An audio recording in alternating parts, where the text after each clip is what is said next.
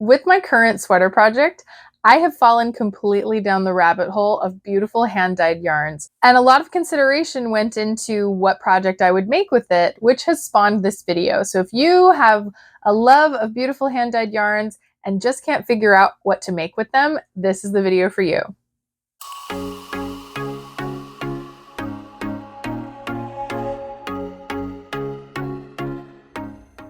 Hello! Welcome to Show and Tell Meg. I'm Megan, and I like to make things. I also love buying yarn. I think it happens to all of us that we all start with your conservative priced things you can buy at big box stores, and over time that morphs into the truly work of art pieces of yarn that are hand dyed.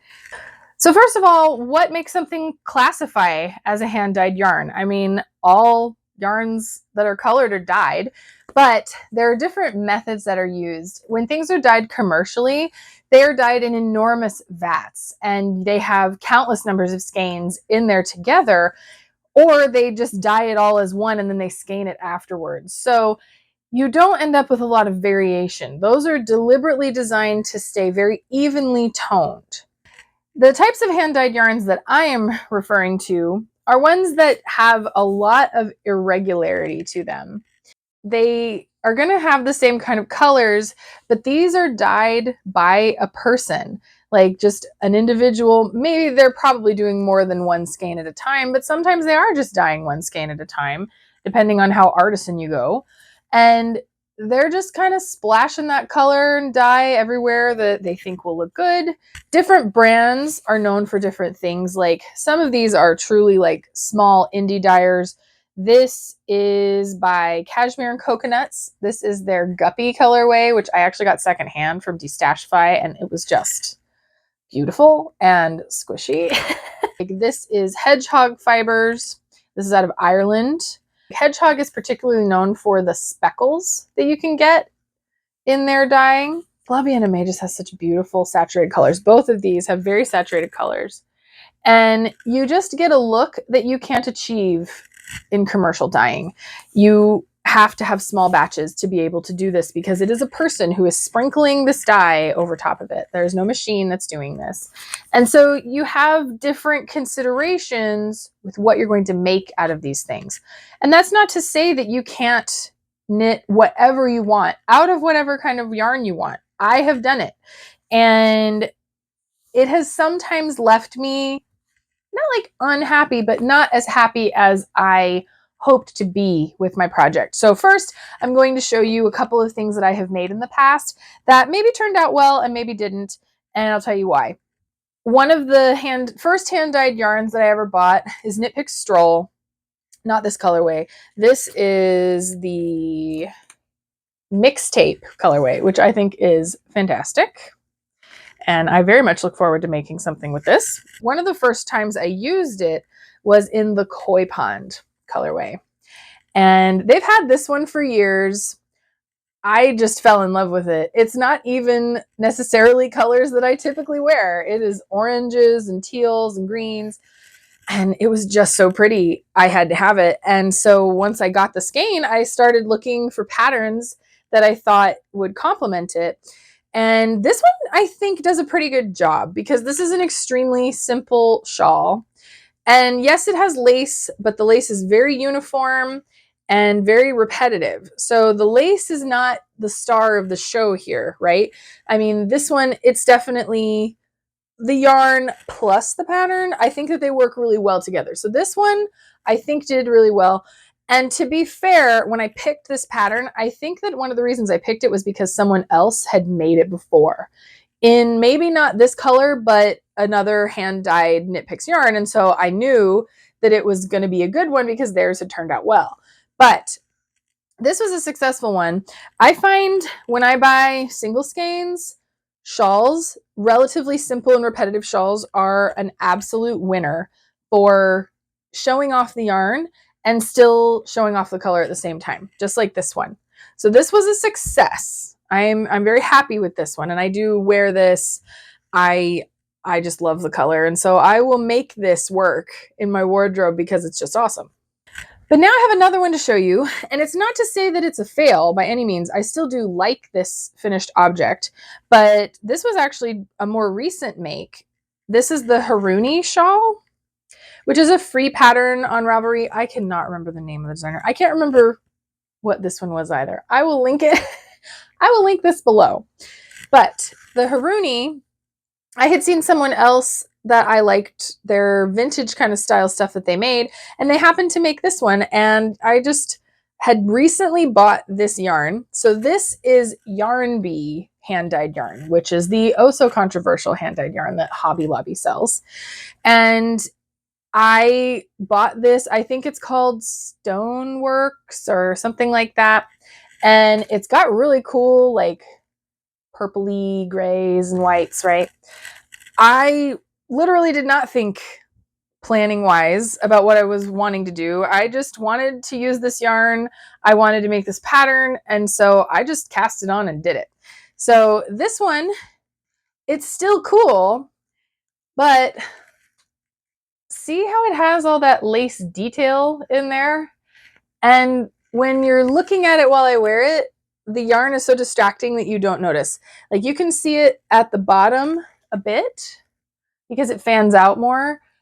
But I mean, heck, I can hardly even see it when I hold up to the video here. All of that extra work essentially is kind of lost in this shawl because this yarn is just taking over. It's not complementing the design because there's so much irregularity in how the yarn is dyed, right? I will say, I think that if I had done something more geometric like this one, that it would have turned out better. I would have probably been happier with the finished object. And so that's not to say, again, that I dislike this one. I like it. I wear it. I like the colors and everything, so I think it's cool. But at the same time, all that work, you really don't notice because the yarn is stealing the show instead of all of the work. So I could have gotten away with a lot less work on a simpler pattern and had the similar kind of effect because it's the yarn you're noticing. Possibly the most unfortunate version of this happening was with a sweater that I made. This is the Endearment cardigan. And this was another case of I had this yarn in my stash and I just really wanted to use it. I had bought this on sale in the clearance from Webb's, oh gosh, years ago. And I just kept feeling like I need to get that out of my stash. It's so pretty. I need to use it. And when I started to knit it up, I knitted a swatch and I was like, wow, doesn't it kind of look like girly camo? And I still have never lost that. I'm not a big camo fan personally. Like it's fine, but I just don't like to wear it personally. But so since it gave off a bit of a camo vibe, I wanted to do something to mitigate that so that it was something more like what I would wear. And so I picked the Endearment, and I will put the designer's name and everything on the screen. It's a lovely sweater. It's very vintagey style cropped. It's got these really cute V's in the cuffs and at the back. But the lace is very pretty. It's like a lace and cable design. And I do wear this, but see it, I mean, you can see the lace a bit more in this one, but it's not helping the yarn.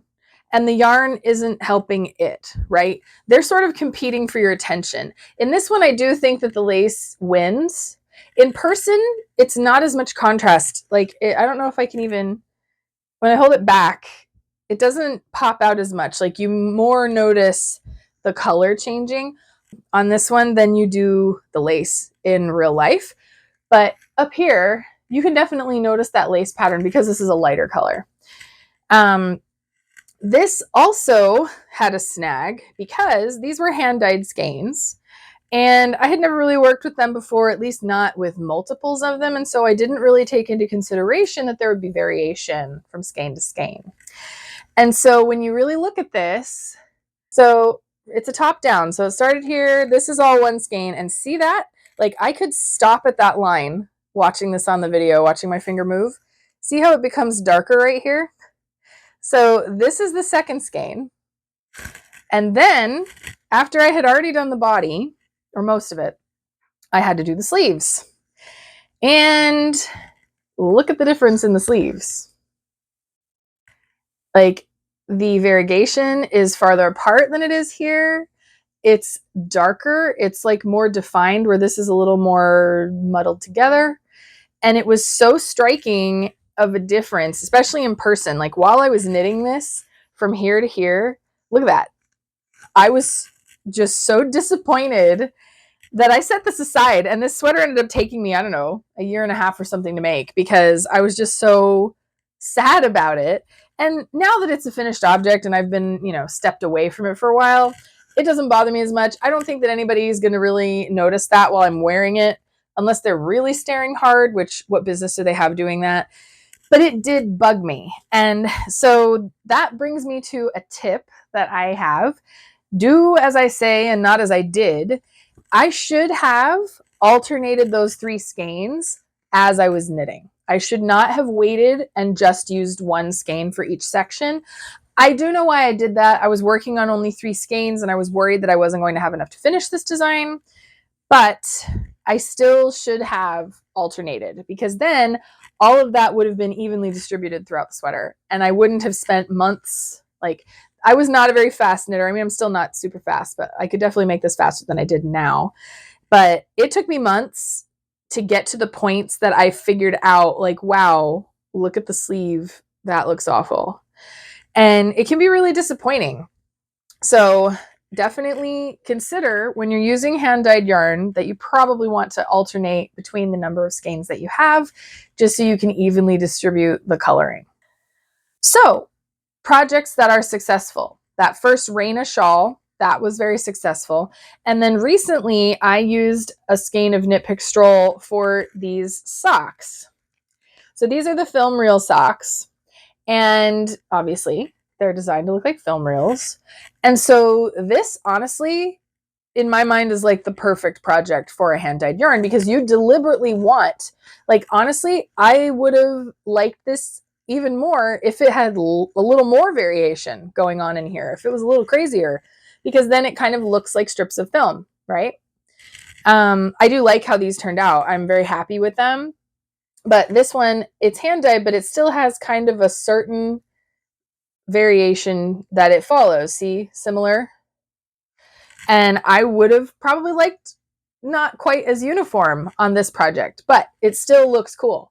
So something like a sock, or even a vanilla sock, or a sock that has just an extremely simple pattern. Like, I'll put a picture up. I recently finished the Twizzler socks pattern, which is another free pattern. All that is a slip stitch design. And so you get this cool little drop in each section. Something like that will show up really well in a hand-dyed yarn, because it's playing with the color variation. It doesn't look like it's cool in spite of the fact that these colors are not even, if that makes sense. So that's also why I think that Raina shawl came out so well, because it's just very simple geometric lines. It's not fanned out and lacy. And so it plays really well with the lines that are created in the colors of the yarn. So now we can talk about my current sweater project. What made me dive down this rabbit hole? I actually put a poll up on my community tab, which I do periodically, where I'm kind of stuck on something and I have multiple choices that I'm trying to decide, and I let you guys help me pick. So originally I started off with this beautiful yarn. I have showed it several times now, and hopefully you're not sick of seeing it. This is La Biena May, and this is the Chihiro and No Face colorway of their Merino Super Sock. I got this in a de-stash from someone local from Facebook Marketplace for a steal of a deal. I got these for like $15 each, which is incredible for this yarn if you are familiar with purchasing it. And I just love the color. And even though it's not my typical style of what I usually wear, I wanted to make this into a sweater. I had a sweater quantity. We're making a sweater. And so I had to really kind of examine what patterns would work well. I started off with the Lys Cardigan by Andrea Mowry. I was honestly thinking, like, Andrea Mowry is a very modern designer, and I know that she promotes hand-dyed yarns in some of her designs, so maybe this one will work for it, right? And so I printed it out. I've had the pattern a while. I planned on making it for quite a while. And I printed out the pattern, and I decided that my gauge swatch, I would do a plain stockinette section just so I could see my gauge, but I was also going to test out the lace design. And so I didn't take any video. I didn't think about making this video at the time. I did take a photo. So I'm going to leave the photo up while we kind of talk about this. So if you look, the Lys cardigan has these two panels of these V-shaped lace sections that have little baubles in each one as you go down. And I was honestly curious. It's like, would you even be able to see it? Because this yarn is so high contrast, right? You got extremely dark and then bright. And once I skeined it up, this is what it looked like. When you had it flat, it was like huge section of black, pop of the colors, huge section of black, pop of the colors. So it's like 80% black to navy. And then you have these just like shocking color blocks. And so it would create kind of a self-striping effect if I was making socks out of this. But I didn't want to make socks. I wanted to make a sweater. I have enough, right? The only examples I could see of other people making it on Ravelry were mostly socks. So I was kind of out in the dark as to how this was going to look. And so I started swatching, and I swatched the Lys. And as you can see, it doesn't help the yarn, right? It's competing again. You have this very bright, very variegated yarn that is demanding your attention. And so all of this work that I did following this chart, doing this lace design, which grant you, it's not an extremely complicated lace design. It wasn't a big deal or anything, but all of that work is kind of lost. And it just looks a bit messy because you're now changing the directions that these V shapes would be. And it just wasn't thrilling. Part of me was like, well, maybe I just make it, or maybe I use this as the base design and just figure out how many stitches to do in stockinette instead of having the lace design. In the end, I decided to kind of go back to the drawing board, and that's where my poll came from on my community tab. So I was trying to look for things that had mostly stockinette, but were still maybe had a simple texture to them that I felt would complement this yarn. And of the options, I was honestly kind of already leaning towards the Creo. And the main reason is because it's mostly stockinette. So I have already started this. I'm sure actually I have gotten much farther. I'm recording this in mid-September. So I'm sure by now I have way more of this cardigan knitted. This is a top-down cardigan that has set-in sleeves, but they're grown on. And look at that. It just really makes those shocking pops of color stand out. It makes them center stage, which, I mean, how could you do anything but that with a yarn that is this contrasty and bright? You know what I mean? So the entire body of this is completely stockinette, and it's going to look like this as I go on. The surface area is going to increase, and so it'll be a little more regular. And so that's where I'm going to have to start alternating skeins.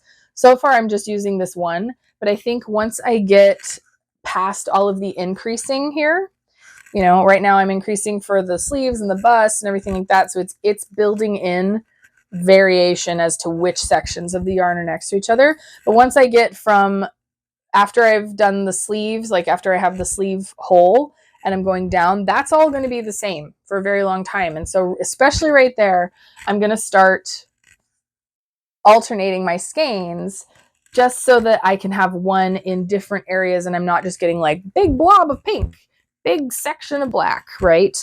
So that's something to keep in mind. This does have kind of a cable looking neckline, and then it has cables in the ribbing. And I'm still on the fence as to if I'm going to use that or not. Thankfully, since this is top down, I don't have to decide that right now. I can get the whole body done. I could technically even do the sleeves and then play around with the ribbing. And if I don't like it, then I'll just do regular rib. And I'm just using the shaping of this sweater, which is really kind of all I need, right? I could just do plain rib, but it's really looking cool, isn't it? And it's not my usual comfort zone with what I typically wear. Most of my sweaters are solids simply because it's more practical in my mind. It will go with more things in my wardrobe. This one, you know, you're wearing this as the statement of the day, right? But I think that this design is going to complement this very well. And one of the things that tipped me off to that was that Justina Lukowska used at least like a tonal. I'm not sure if it's a hand dyed or if it's a tonal, but it's like variations of brown, and that's her example one. So I could see that it works well with a variegation, right? Whether it's regular or done by the human hand and therefore irregular, I don't really know, but this design kind of shines in that type of yarn. So I knew that it was going to at least be in the direction that I should be going. All of these hand-dyed skeins of yarn, I mean, some of them have less variation, and so they're going to, you know, lean more into shawls. I could probably get away with something like the Haruni shawl in something like this, because yeah, it has variation, but it's still a lot of one color, and then the variations aren't as contrasty as they are on something like this, right? This, in that Haruni shawl, I would be in the same boat that I am with the one that I finished, because the yarn is demanding so much attention. If you have something with very little coloration to it, these are going to work fine. This is essentially a hand-dyed solid as far as I'm concerned. Like, that's not going to distract very much, but this is, right? Hopefully someone else can benefit from what I have learned. I have been knitting for a very long time, and these are things that I have just picked up over the years, you know, through trial and error and seeing what I ended up liking and what I didn't. And I hope that this can save you from making some of the mistakes that I made and be happier with your projects that you use on hand-dyed yarn. So that's all that I have for you today. I hope that this is helpful. If you enjoyed this, please do give me a like down below. Subscribe if you are interested in seeing what I make with some of these absolutely beautiful yarns, particularly the sweater. That's definitely coming in the future. It is in the works. And I just hope until next time that you have a great time knitting and loving all of those hand-dyed yarns.